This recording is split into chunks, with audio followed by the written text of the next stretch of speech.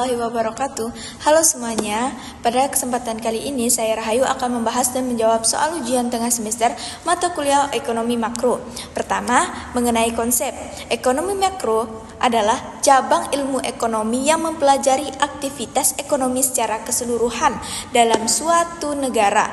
Fokus utama ekonomi makro meliputi pendapatan nasional, pertumbuhan ekonomi, inflasi, pengangguran, serta keseimbangan ekonomi. Jadi, ekonomi makro tidak melihat individu atau perusahaan saja, tetapi melihat bagaimana seluruh sistem ekonomi bekerja dan saling berhubungan dalam skala besar.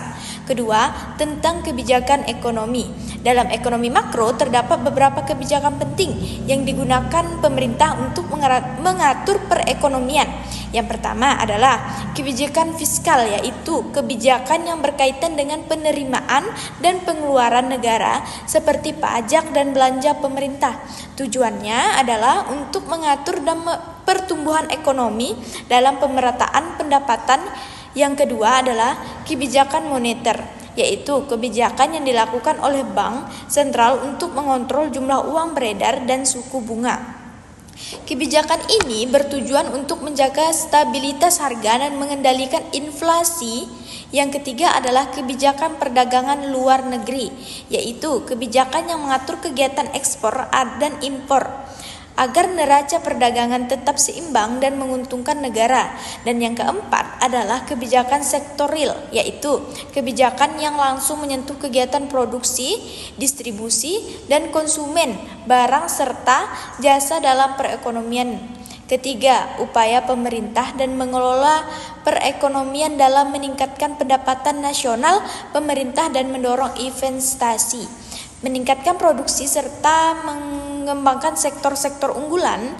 Dalam membuka kesempatan kerja, pemerintah dapat menciptakan lapangan pekerjaan melalui pembangunan industri, mendukung UMKM, dan memperluas proyek infrastruktur utama untuk meningkatkan kapasitas produksi secara nasional. Pemerintahan dapat meningkatkan kualitas sumber daya manusia, memperbaiki teknologi, dan membangun sarana produksi. Dalam mengendalikan inflasi, pemerintah dan bank sentral bekerja sama untuk menjaga kestabilan harga melalui pengaturan jumlah yang beredar dan kewajiban harga.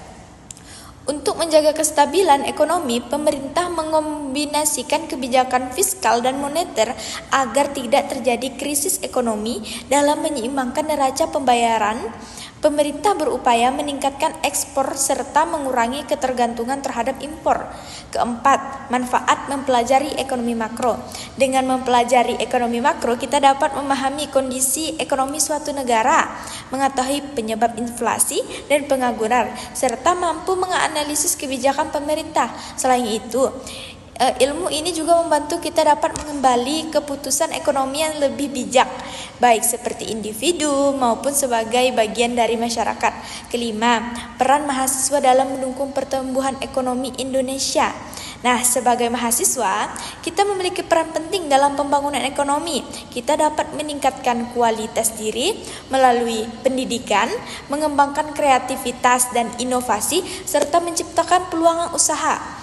Selain itu, kita juga bisa mendukung produk dalam negeri. Contohnya memanfaatkan teknologi secara positif dan menjadi generasi yang produktif serta berkontribusi bagi kemajuan bangsa. Nah, demikian penjelasan dari saya. Terima kasih atas perhatiannya. Semoga bermanfaat. Assalamualaikum warahmatullahi wabarakatuh.